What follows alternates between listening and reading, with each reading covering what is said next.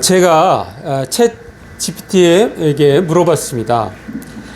의미 있는 인생이란 어떤 것인지 알려줄래? 그랬더니 답변을 합니다. 의미 있는 인생이란 개인의 가치관과 목표에 따라 다를 수 있지만 일반적으로는 다음과 같은 요소들이 포함됩니다.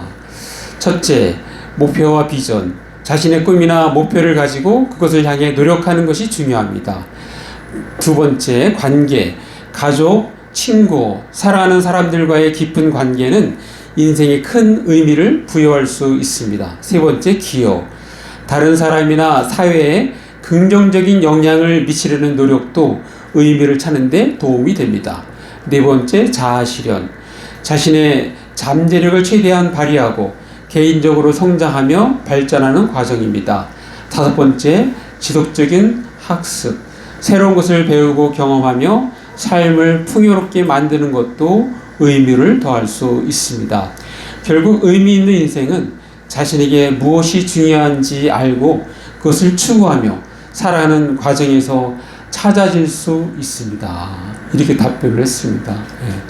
요즘에는 챗 GPT가 있어서 아이들이 학습 준비하고 그런 게 너무 쉬워진 것 같습니다.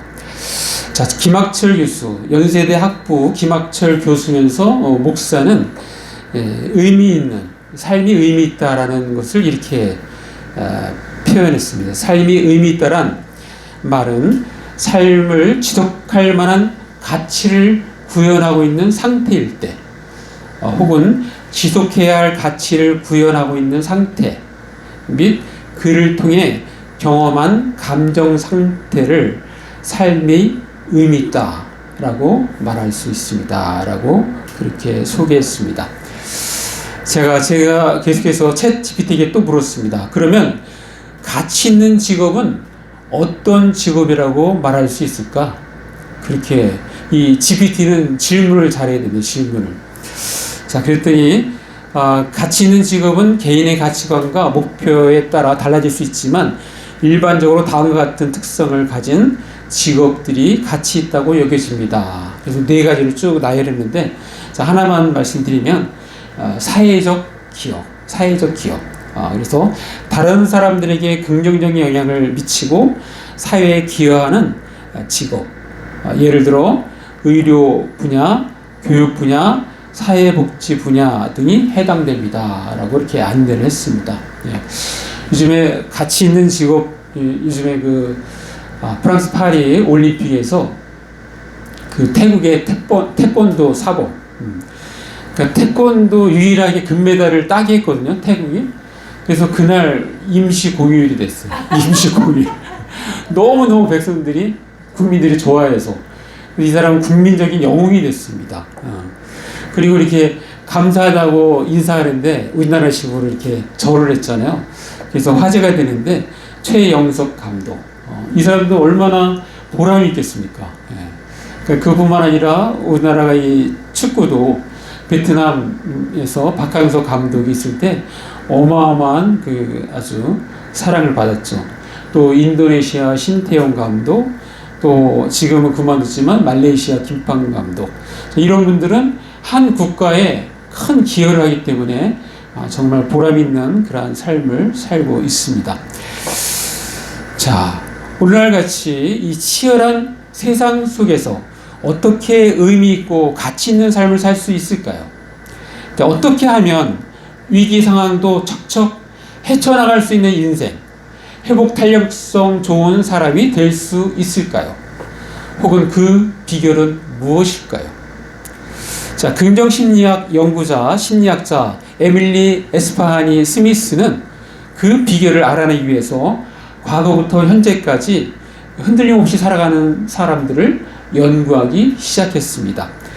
자, 에밀리 스미스는 아리스토텔레스, 석가모니, 마하트마 간디, 또 빅터 프랭클 등 중요한 인물들의 이야기를 집대성하면서 500여 명이 넘는 현대인을 대면 조사했습니다. 자, 그 결과 그들의 공통점 중에서 하나를 발견했는데 그것은 의미 있는 삶을 추구한다는 점이었습니다. 자, 그래서 이 에밀리 스미스는 연구를 통해서 수집한 다양한 삶의 의미를 크게 네 가지로 분류를 했습니다. 자, 의미 있는 삶을 만드는 네 개의 기둥이 있는데, 자, 이것은 정말 자기답게 살기 위해 반드시 필요한 의미의 기둥입니다. 첫 번째로는 유대감. 그러니까 네 가지가 쭉인데, 유대감, 목적, 스토리텔링, 그 다음에 초월입니다. 자, 먼저 유대감은, 자, 당신 곁에 있는 사람에게 집중하고 있습니까? 라고 이렇게 질문하면서 우리가 유대감 있게 사는가를 체크를 합니다. 자, 가족, 친구, 동료, 연인 등 긴밀한 대상과 그 맺는 관계에서 느끼는 소속감, 이것이 있어야 된다는 거예요. 이것이 가족, 교회 공동체 등의 사람들을 소중히 여기고 그들에게 집중해야 하는 것입니다. 우리 성원 형제도 이렇게 교회에 나옴으로 인해서 우리 교회 공동체의 관심과 사랑을 받게 되잖아요. 이런 소속감이 중요하다는 거예요. 또 두 번째는 목적. 누구도 아닌 당신이 해야만 하는 일을 찾았습니까? 누구도 아닌 내가 해야 할 일은 무엇입니까? 이 가치 있다고 느끼는 일을 함으로써 세상에 기여하는 만족감을 얻을 수 있다는 것입니다. 타인을 돕고 봉사하는 균형 있는 삶을 말하고 있습니다.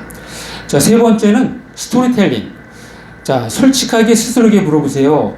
정말 당신의 인생이 별로인가요? 라고 그렇게 물음으로써 나의 삶에 스토리텔링이 있는가를 점검하도록 합니다. 자기 이야기를 주도적으로 편집하는 것입니다. 일종의 나의 성장기. 여러분, 이력서 내면 나의 성장기를 내잖아요. 그 스토리를 말하고 있습니다. 자, 어려운 일이 있었다 하더라도 그것에 대해서 긍정적인 의미를 부여하면서 나만의 스토리를 만들어가는 것입니다. 자, 이번 프랑스 파리 올림픽에서 특별한 모습으로 사람들의 시선을 끈 장면이 있었습니다. 바로 여자 탁구 단체전 16강전에서 이 브라질 선수였는데 그 사람이 그랬어요. 이 선수는 오른팔이 없는 거예요. 팔이 없어요. 왼팔 하나 가지고 경기를 하는 거예요. 그렇게 해도 참 잘하는데, 아무튼 이 선수가 나중에 끝나고 나서 인터뷰를 하는데 되게 감격스러운 마음으로 인터뷰를 하는 거야. 그 인터뷰의 내용은 뭐였냐면, 한국 워낙 실력이 뛰어나서 잘했는데, 그런데 어느 순간 그 경기장에 있는 관중들, 특별히 한국 사람들이 자기를 응원하기 시작하는 것을 자기가 느끼게 된 거야. 자기가 이렇게 서브를 잘 넣고 이기게 되면 막 환호를 하는 거예요. 환호를. 자기는 한국 사람이 아닌데 그걸 통해서 이 사람이 발견을 한 거예요. 나의 이 모습, 내가 이렇게 장애가 있더라도 내가 최선을 다해서 하는 이 모습이 사람들한테 감동을 주는구나. 거기서 이 사람은 보람을 느끼는 보람. 내가 여기서 이렇게 열심히 함으로 인해서 많은 사람들에게 희망을 주고 있구나. 그것에 대해서 정말 감사하는, 이런 게 스토리텔링입니다. 스토리텔링.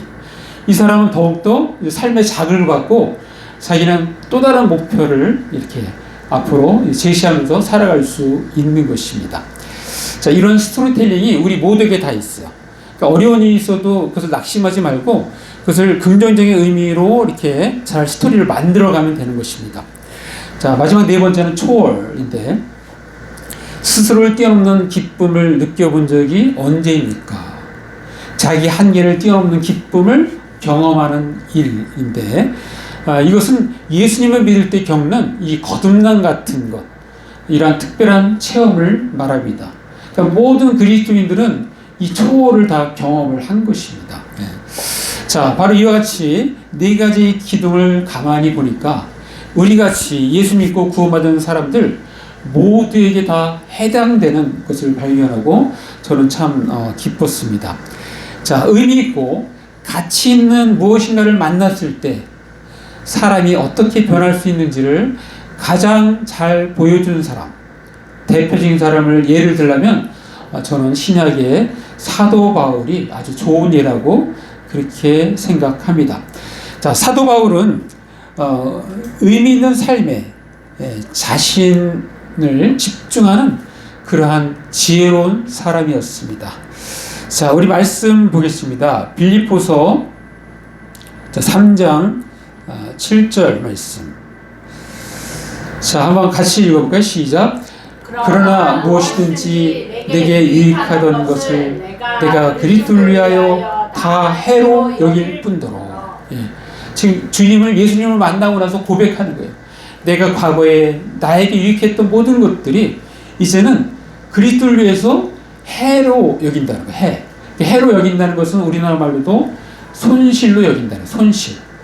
내가 옛날에 자랑했던 것이 지금은 손실로 느껴진다는 거예요. 손실로.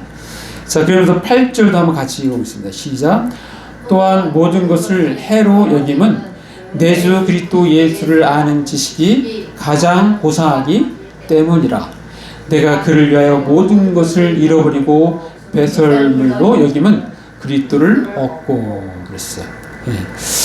자, 여기 보면 모든 것을 해로 여김은, 모든 것을 그 손실로 여기는 것은 바로 예수 그리스도를 그 아는 그것이 너무너무 존귀한 일이기 때문이다. 존귀한 일.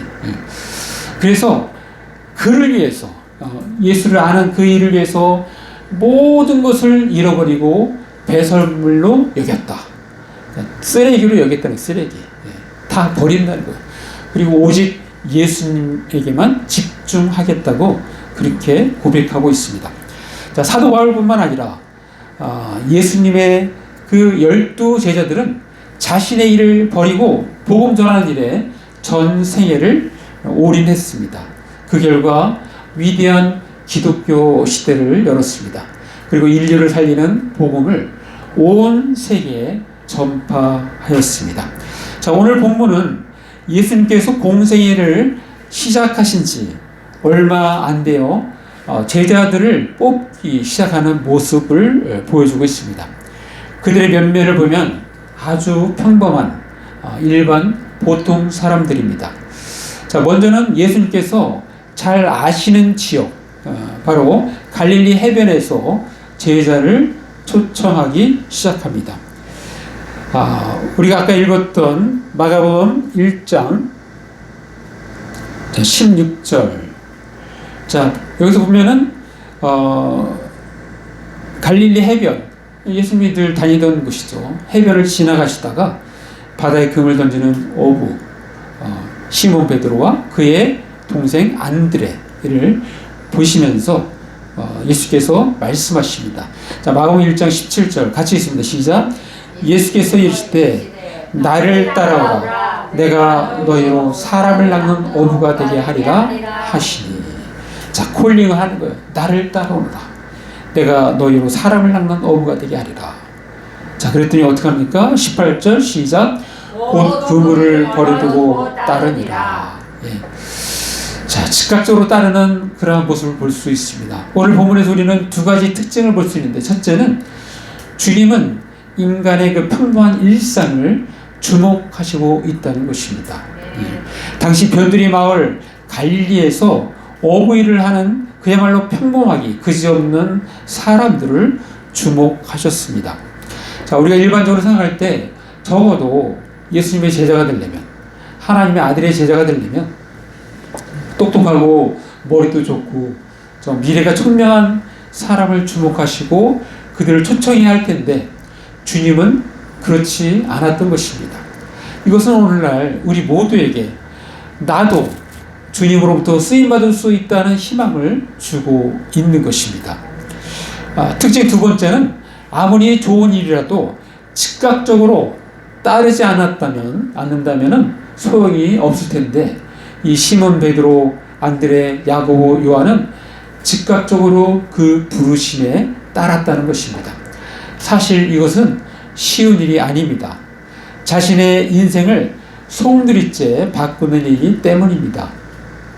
자, 계속해서 예수님께서 조금 더 가시다가 세베대의 아들 야고보와 그의 형제 요한을 보시고 그들에게 또 말씀하십니다. 자, 마가복음 1장 20절 같이 읽습니다. 시작. 곧 부르시니 그 아버지 세베대를 품꾼들과 함께 배에 버려두고 예수를 따라가니라. 예. 자, 성경에는 안 나오지만 아마도 이들은 예수님으로부터 이 뿜어지는 강력한 아우라를 느끼지 않았을까요? 예수님께서 시몬 베드로, 안드레, 야고보, 요한을 부르실 때 무언가 이 거부할 수 없는 강력한 이끌림 같은 것이 있었을 것이라고 그렇게 추측할 수 있습니다. 자, 오늘 본문의 핵심적인 메시지는 평범한 고기잡이 어부에서 복음으로 사람을 살리는 사람 낚는 어부가 되었다는 것입니다. 우리 죄로 말미암아 영원히 지옥 갈 영혼들이 제자들이 전하는 복음을 듣고 구원받아 영원한 생명을 얻게 되었으니 이 얼마나 보람있고 의미 있는 일입니까? 자, 역사적으로 보면 복음을 받아들인 개인, 사회, 국가는 복을 받았습니다. 반면에 거부한 개인, 사회, 국가는 큰 어려움을 당하는 것을 많이 보게 됩니다. 자, 한때 복음을 받아들였고 그 복음을 온 세계에 전파하는 데 큰 역할을 했던 그 나라가 있는데 그 나라가 그 복음을 발로 찼습니다. 그 나라인데 그 바로 대표적인 나라가 프랑스입니다. 프랑스. 자, 프랑스는 이번 프랑스 파리 올림픽에서 그러한 모습을 아주 자기들은 당당하게 보여줬어요. 많은 사람에게 논란거리를 줬는데 개막식 때 아주 기독교를 혐오하고 조롱하는 퍼포먼스를 함으로써 일반 세계 기독교인들의 눈살을 찌푸리게 하고 있습니다. 그 기독교의 대표적인 그림 최후의 만찬, 그 최후의 만찬을 다시 이렇게 편집을 해가지고 그 예수의 복장을 예수를 이 드래그 퀸이라고 하는데 이것은 뭐냐면 여장을 한 남성이에요. 여자가 앉아있는데 그 여자가 아니고 남자인데 여장을 한 남자인 거예요. 그 사람을 예수로 예수의 자리에 앉혀놓고 그리고 주위에 이렇게 동성애자들. 그래서 이 동성애를 반대하는 기독교, 그 기독교를 저항하고 조롱하는 그 모습을 여실히 드러내고 있습니다. 자, 오늘날 프랑스는 지난 68 혁명, 68 혁명의 대표적인 말은 뭐냐면 금지하는 모든 것을 금지한다. 이런 문화혁명입니다. 이게 프랑스에서 시작됐거든요. 자, 이것을 통해서 정치, 사회, 성적, 금기 등 인간의 삶을 구속하고 있는 모든 것을 깨트려야 한다. 그래서 이것이 온 세계에 영향을 주고 있어요. 우리나라도 영향을 주고 있어요. 온 나라에 동성애를 퍼뜨리고 있습니다. 이렇게 이런 하나님이 좋아하지 않는 일에 앞장서고 있는 나라가 바로 프랑스가 되었습니다. 전 세계적으로 가장 나쁜 영향을 주는 나라로 점점 자리매김하고 있습니다. 자, 그것은 하나님의 진노를 쌓아가는 대표적인 나라가 되어가고 있다는 것을 의미합니다. 자, 예수님은 시몬 베드로, 안드레, 야고보, 요한 등 이들이 단순히 돈벌이, 생계의 수단인 업으로 머물러 있기를 원치 않으셨습니다. 지금보다 더 크고 더 높고 더 나은 삶으로 그들을 초청하셨습니다. 그것은 자신만의 세계를 넘어 더 큰 영광에 동참하는 바로 하나님 나라의 백성으로 살 수 있도록 초청한 것입니다. 다시 말씀드리면 하나님 나라를 이 땅에 구현하는데 동참하는 사람으로 초청을 한 것입니다. 자, 이것을 오늘날 우리에게 적용할 때 어떻게 하면 좋을까요? 당시의 제자들처럼 예수님이 부르시니 즉각적으로 자신의 일을 포기하고 주님을 따랐는데 우리도 과연 그렇게 해야 할까요? 할 수 있을까요? 자, 그렇게 할 수도 있지만 자, 그런 것이 있었기 때문에 즉 수많은 젊은이들이 선교사로 헌신했기 때문에 당시 아무도 알아주지 않는 극동 아시아 조선 땅에 자신의 전생애를 바쳐가며 하나님의 복음을 전파할 수 있었던 것입니다. 자, 우리는 이를 두고두고 기억하며 감사하며 후손에게 전해야 할 것입니다. 자, 그러나 우리 대부분은 다 그렇게 하지는 못합니다. 우리 대부분은 자신의 직업을 그대로 고수하면서 어떻게 예수님의 발자취를 따를 수 있는가가 관건인 것입니다. 자, 제한적인 우리들의 삶이 주님의 그 가치 있는 삶으로의 초대에 부응하여 과연 우리는 어떻게 살아야 할 것인가? 두 가지만 소개하겠습니다. 첫 번째는 삶의 우선순위를 분명히 하고 이를 실천해야 합니다. 자, 마태복음 6장 33절에 그런즉 너희는 먼저 그의 나라와 그의 의를 구하라. 그리하면 이 모든 것을 너희에게 더하시리라. 자, 아까도 말씀드렸듯이 우리 중 대부분은 당시 제자들처럼 자기가 하던 일을 다 내버리고 주님을 따를 수는 없습니다. 자, 그러나 우리가 하던 일을 유지하면서 예수님의 삶을 따르기 위해서 우리가 할 수 있는 일이 있습니다. 그것이 바로 삶의 우선순위를 분명히 하고 이를 실천해야 하는 것입니다. 자, 예수님의 삶을 따르기 위해 이전에 믿고 의지했던 것들을 버리는 것입니다. 또 잘못된 습관들을 하나하나 정리하는 것입니다. 자, 불필요한 일들을 정리하는 것입니다. 자, 그렇게 하면 뭔가 시간이 남는 그 부분을 의미 있는 일에 우리가 집중해서 가치 있는 일에 투자함으로써 우리의 생애를 극대화시키는 것입니다. 자, 제한적인 우리들이 주님의 가치 있는 삶의 초대에 부응하여 과연 우리는 어떻게 해야 할 것인가요? 두 번째는 바로 하나님 안에서 하나님과 함께 하나님을 향하여 나아가야 하는 것입니다.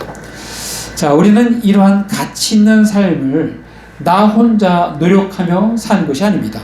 우리를 도우시는 하나님과 함께 동행하며 살아가는 것입니다. 자, 필요한 것은 온 우주를 창조하신 창조주 하나님께 구해서 행하면 되는 것입니다. 자, 우리가 잘 아는 요한복음 16장 24절 지금까지는 너희가 내 이름으로 아무것도 구하지 아니하였으나 구하라 그리하면 받으리니 너의 기쁨이 충만하리라. 자, 하나님부터 공급을 받아서 그 공급받은 것으로 우리가 주의 일을 하는 것입니다. 자, 그리고 우리는 하나님을 향하여 나아가는 것입니다. 하나님 나라를 위하여 우리도 살아가는 것입니다. 자, 사랑하는 남자께 성도 여러분, 남미에 위치한 에콰도르 식인 부족 아우카 인디언들에게 복음을 전하다가 젊은 날 28세의 순교한 짐 엘리엇, 우리가 전에 많이 소개한 적이 있습니다. 짐 엘리엇 이 선교사. 자, 이 선교사가 순교한 후에 그의 유품을 정리하다가 그의 일기장에서 이러한 문구들을 발견합니다. 그 일기장에 이렇게 써 있습니다. 영원한 것을 얻고자 영원할 수 없는 것을 버리는 자는 바보가 아니다. 자, 끝까지 놓칠 수 없는 것을 얻기 위해 끝까지 붙잡을 수 없는 것을 포기하는 사람은 바보가 아니다.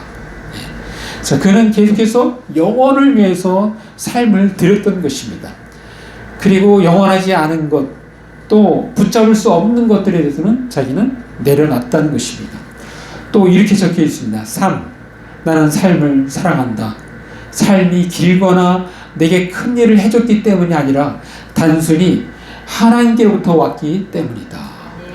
우리의 삶은 하나님께로부터 왔기 때문에 우리는 삶을 사랑해야 합니다.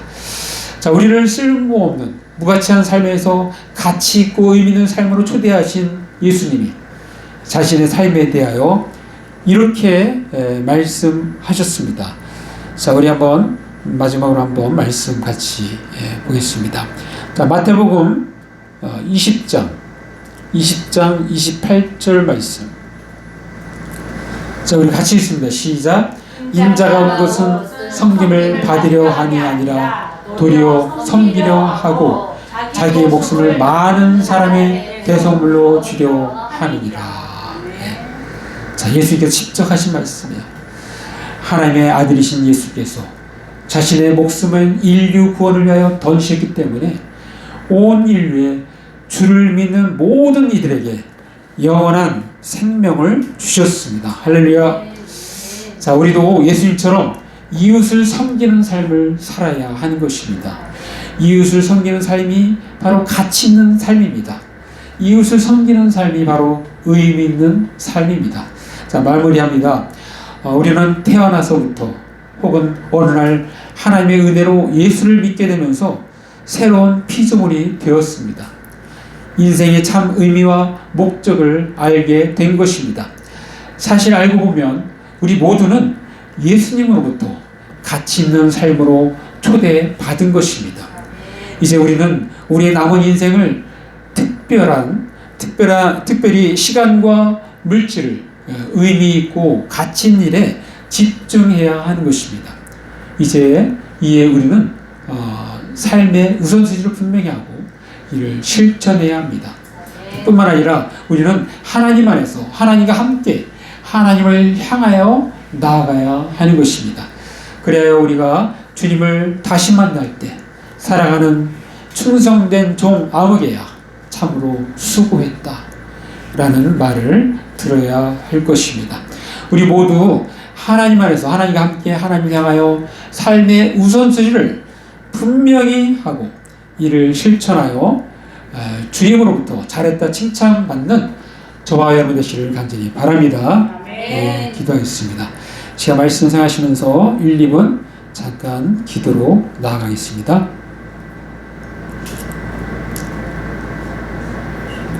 아버지 하나님 감사합니다. 오늘도 우리에게 말씀 주셨습니다. 특별히 아버지 하나님 오늘 가치 있는 삶으로의 초대라는 제목으로 말씀드렸습니다. 예수께서 아버지 제자를 부르실 때 그들을 가치 있는 삶으로 초대할 것 같이 우리 또한 부르실 때 예수 믿게 할 때 우리를 가치 있는 삶으로 초대함을 저희들이 믿습니다. 하나님 그 의미를 우리가 잘 알고 우리의 삶 속에서 우리에게 주어진 시간을 우리가 잘 관리해서 아버지 시간을 우리가 확보하고 남겨서 가치 있는 일에 의미 있는 일에 우리의 삶을 투자해 나갈 수 있도록 하나님 도와주시옵소서. 그래서 아버지 하나님 우리가 주님 만날 때 정말 착하고 충성된 종이라는 그러한 칭찬을 듣는 저희들이 다 되게 하옵소서. 예수님으로 기도합니다.